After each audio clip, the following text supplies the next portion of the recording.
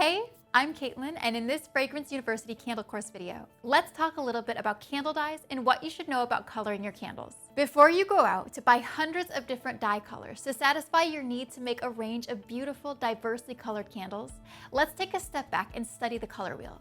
The color wheel features the primary colors and secondary colors. Primary colors, red, yellow, and blue, can be blended together to make each of the secondary colors, orange, green, and purple.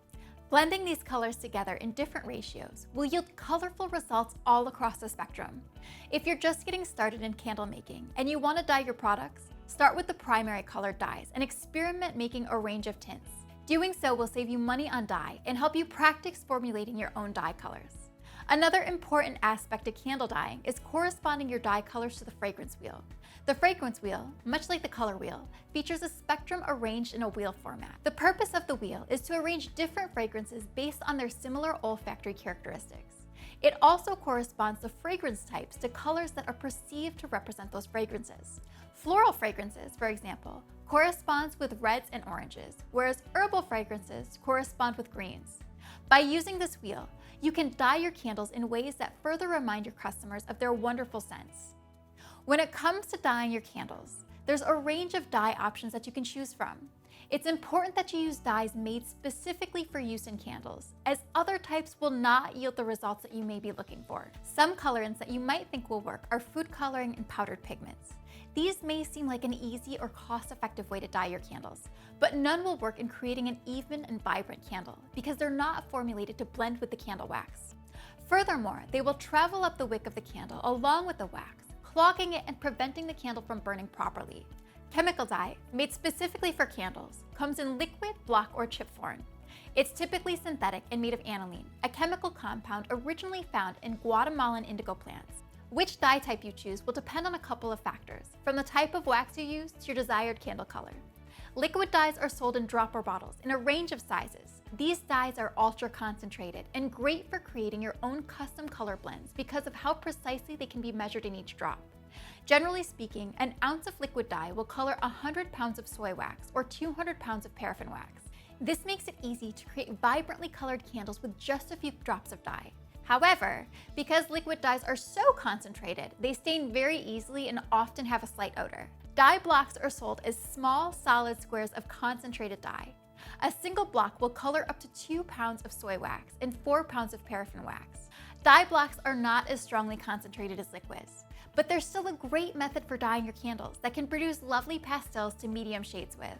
These blocks are not as prone to staining as liquid dyes, but they do require a lot of mixing to ensure they blend with your wax. Dye chips are similar to dye blocks, but they come in the form of chips or flakes that melt into the wax of candles. In general, a quarter teaspoon of dye chips will color 1 pound of wax. It's recommended to break down these dye flakes into even particle sizes, as doing so will make them easy to blend in with your wax without all of the stirring required of dye blocks. All of the usage levels we noted can be scaled or changed based on your candle making needs. As with all candle ingredients, you should take care to test different formulations to make sure your dyes are not negatively interacting with your candle's fragrance throw or burning ability. A common problem that you may run into when dyeing soy candle wax is not being able to achieve a dark and vibrant color. This is because soy wax is naturally opaque and milky white. We recommend using liquid dye or doubling the amount of dye chips if you want dark colored soy wax candles.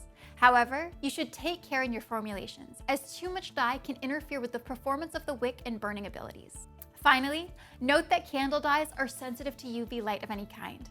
This includes natural sunlight, fluorescent, and incandescent light. This occurs because the molecules that make up candle dyes are connected by chemical bonds that can be broken up when exposed to energy. In this case, that energy comes from UV light.